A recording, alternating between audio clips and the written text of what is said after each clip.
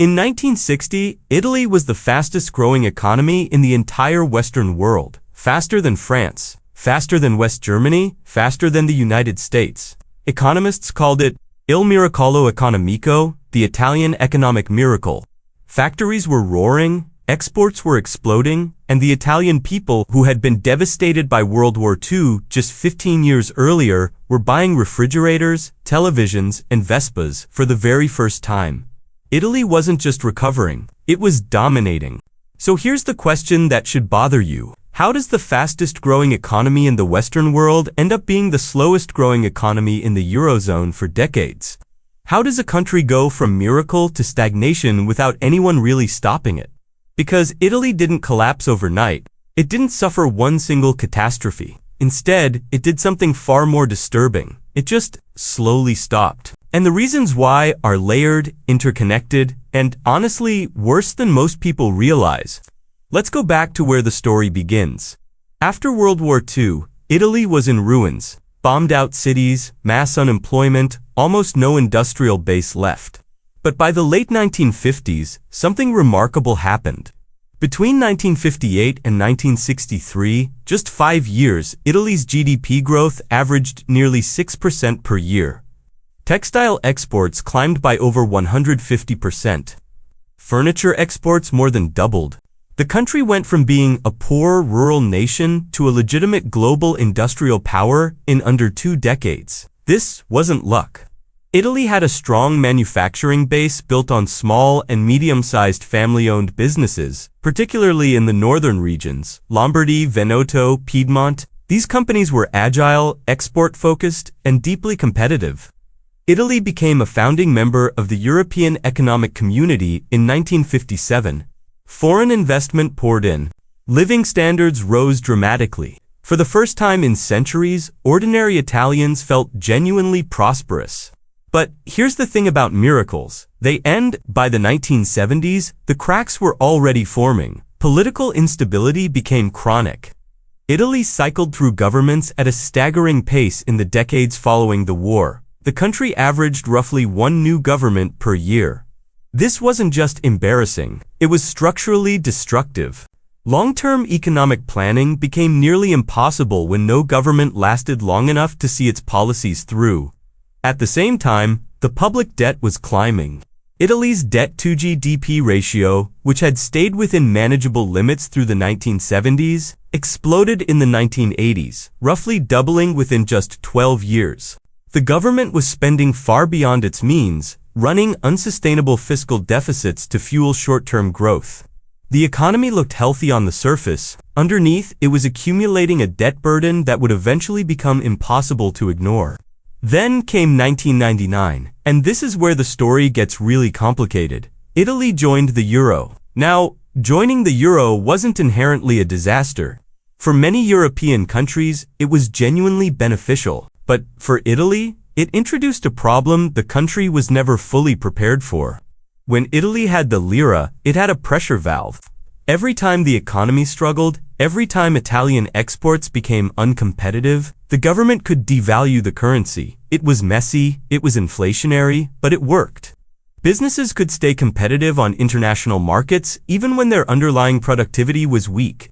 The euro removed that valve entirely. Suddenly, Italy was sharing a currency with Germany, one of the most productive, most export-competitive economies on the planet, and Italy simply could not keep up. Without the ability to devalue, the only way to regain competitiveness was through internal restructuring, cutting wages, increasing productivity, reducing bureaucracy, investing in technology and education. All things that are politically painful, take years to show results, and require exactly the kind of stable, long-term governance that Italy had never really managed to build. The result? Italy has barely grown since joining the euro. Between 2000 and 2019, nearly 2 full decades, Italy's cumulative GDP growth was essentially flat, not slow, flat. Other Eurozone economies moved forward. Italy stood still. But here's what makes Italy's situation genuinely alarming. It's not just one problem. It's a pileup of problems that feed into each other. Take productivity. Labor productivity in Italy is below the EU average, and it has been stagnating for over 2 decades. Italian companies, particularly the smaller family-owned firms that were the backbone of the economic miracle, largely failed to invest in technology, digital infrastructure, and automation. While German and French companies modernized aggressively, many Italian firms stayed stuck in older production models. The result is an economy that produces less output per worker than it should, making it harder to compete globally and harder to grow domestically. Then there's the debt. As of 2024, Italy's public debt stands at approximately 135% of GDP. To put that in perspective, Germany's debt-to-GDP ratio is around 64%. France's is around 110%. Italy's is second only to Greece among major Eurozone economies. This debt doesn't just look bad on paper. It has real consequences. A significant chunk of every Italian government budget goes toward paying interest on that debt, crowding out investment in education, infrastructure, and innovation, the exact things Italy needs to grow its way out of this trap. And then there's the demographic crisis. This is the part that keeps economists up at night. Italy has one of the oldest populations in the world. Its fertility rate has fallen to approximately 1.2 children per woman, far below the 2.1 replacement level. In 2024, about 207,000 fewer babies were born compared to 2008, a collapse of nearly 36%. The National Institute of Statistics projects that by 2050, the ratio of working-age Italians to retirees could approach 1:1. That means fewer workers supporting more pensioners, crushing pressure on the social security system, and an economy with a shrinking productive base. Making this worse is the brain drain. Between 2011 and 2024, approximately 630,000 Italians between the ages of 18 and 34 left the country permanently.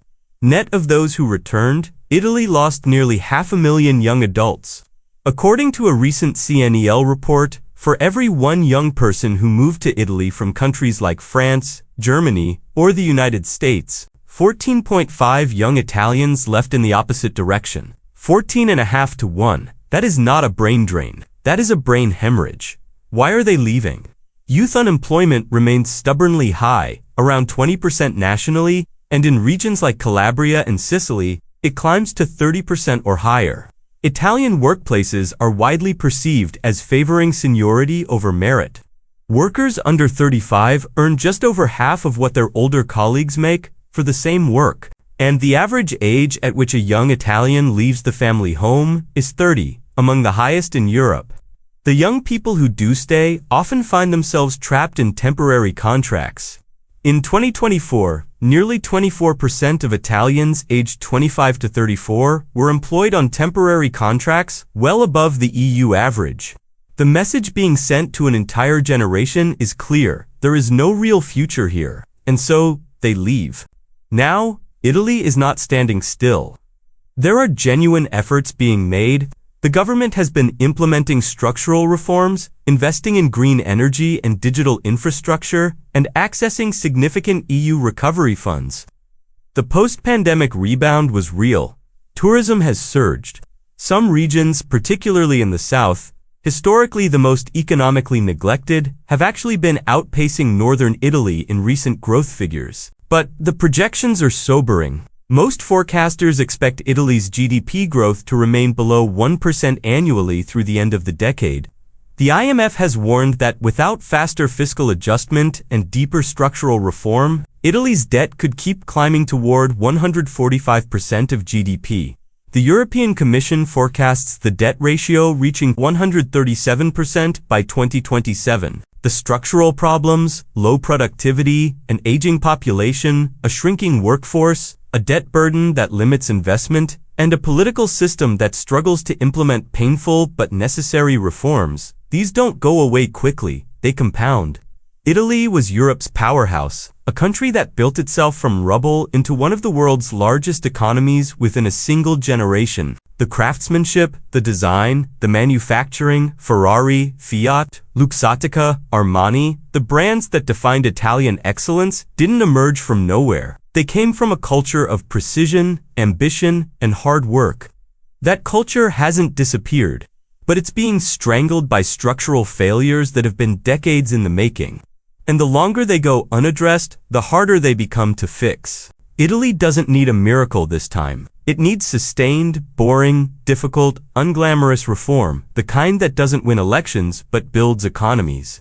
Whether Italy can deliver that is frankly the most important economic question in Europe right now. Because if Italy can't find a way to grow again, it won't just be Italy's problem. With a debt of this size, in an economy this interconnected, the rest of Europe will feel it too.